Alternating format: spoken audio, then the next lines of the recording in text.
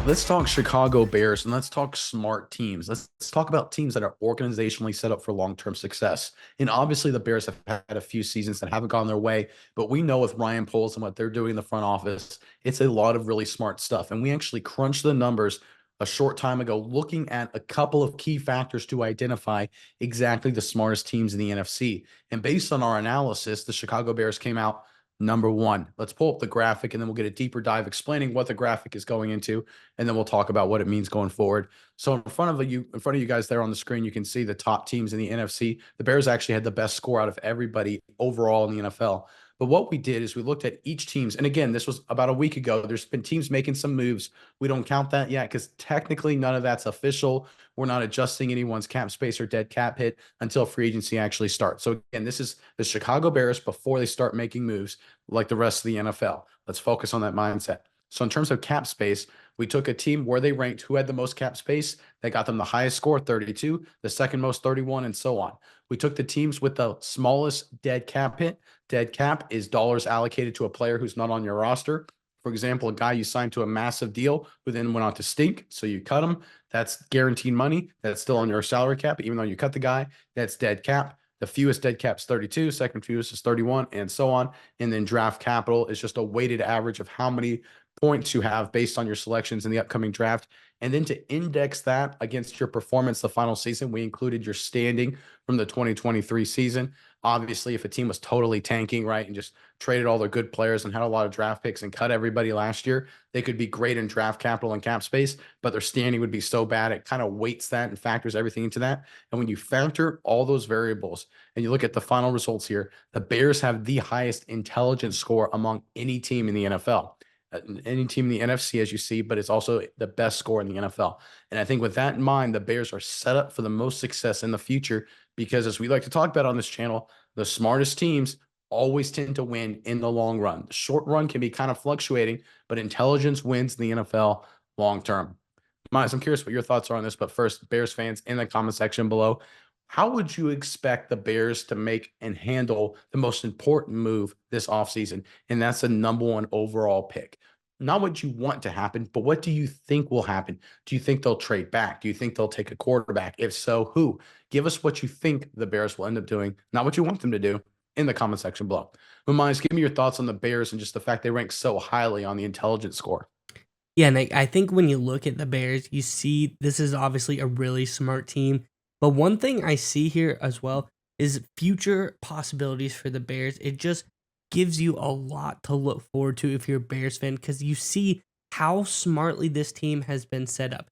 Yes, you're standing, you're got 9 points in standing, not necessarily blown away by that, but you look at the rest of this team and you kind of see why. It's because you have so much potential in every other area of this team that the Bears really are just set up to go nowhere but up from here. And I think this is a really great move by Ryan Poles in that Chicago Bears front office. And there's some other moves the Bears made that are really smart, I think, as well, that don't really even factor into this chart. You know, the Bears, what do they need on defense? They need some attitude. They need someone to come in and be a leader. They need to make a really smart pickup last season. What they do, they bring in Montez Sweat. He came, brought a lot of veteran leadership, a lot of high level talent to that defense. And we saw some big, we did a story a while back now about the Montez Sweat effect and, the level that he raised that defense to.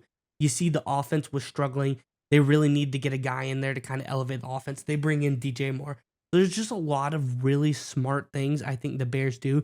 But a couple that you can always say, like, well, I feel like the Bears are smart, or I feel like this was a great move.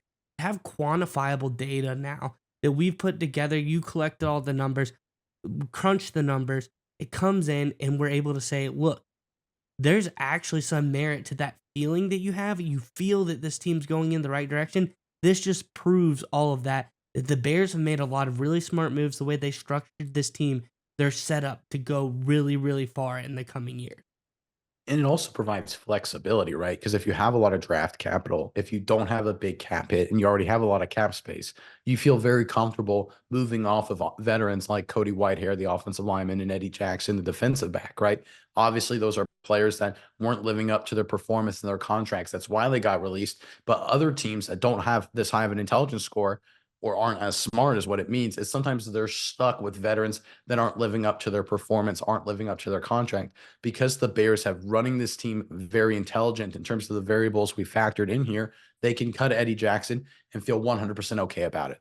They can cut Cody Whitehair, no problem. We'll be able to replace these guys easily and probably with even better players because we had a lot of cap space already. We didn't have a lot of dead cap hit already. We already had an incredible amount of draft capital, right? So again, the Bears have so much flexibility because they're run intelligently from a Ryan Poles general manager perspective. And I always really trying to focus on this because a lot of people look at ratings and indexes like this and they're like, well, I mean, then why did they, why haven't they done well the past few seasons? And I get it. But in the long run, I always love the old Warren Buffett stock market quote. In the short run, the stock market is a voting machine. In the long run, it's a weighing machine. I think the NFL is very similar. In the long run, the smarter teams, the teams that are managed more intelligently and focus on long-term planning, they will win out and be consistent. The Chiefs, for example, were one of those teams. They were like that for 5, 6, 7 years. They slowly built their teams. Then they got the opportunity to get to Patrick Mahomes, and then they took off, right? They didn't just happen overnight. Being intelligent will lead you to be successful. Being stupid, likewise, will lead you to be not successful. The Bears are being smart, frankly, the smartest team in the NFL, in the NFC. And I think that's why, in the long run, they will return to success. Yeah, and we talk about, not being smart, being a dumb team, and we talk about the Bears. One of the biggest things you brought up, and I think that's really key, is the flexibility that this intelligence gives them. Because I want to give you some examples. The Bears, this offseason, everyone's talking about what do they do at the quarterback position? Well, first of all, you have options, and not Yeah. many teams have options. You can use your number one overall pick on a quarterback, and you have that option. You have the option to keep Justin Fields as your quarterback. Not many teams have options like that, and that is where the smartness from the Bears comes. You look at other teams, you look at the Denver Broncos. They back themselves into a corner with Russell Wilson. They have no option. They don't have anywhere to go. You look at the Cleveland Browns. They've backed themselves into a corner with Deshaun Watson. They probably don't feel great about that right now, and they don't have options. They leverage themselves very poorly. And again, the last team I'll bring up, the Carolina Panthers, the opposite of those two teams. They traded the bank away for something that they thought was the sure thing. It turns out it probably wasn't the sure thing. Now they are stuck with Bryce Young. Not only that, but they don't have any draft capital left. They are truly backed in the corner. You probably feel very good about that move by the Panthers, but they backed themselves into a corner with that move because they didn't have any options. So once again, the flexibility and the options that the Bears have, I think really if you take the whole picture, look at what other teams have done that show they weren't smart, this just shows how good the Bears teams have been.